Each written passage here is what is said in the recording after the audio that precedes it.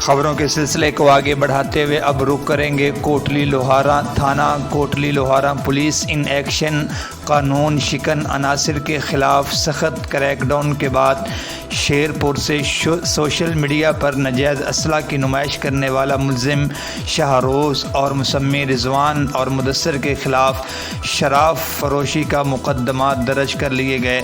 मज़ीद इस पर रिपोर्ट करेंगे हमारे नुमाइंदा अली इमरान। जी अली इमरान।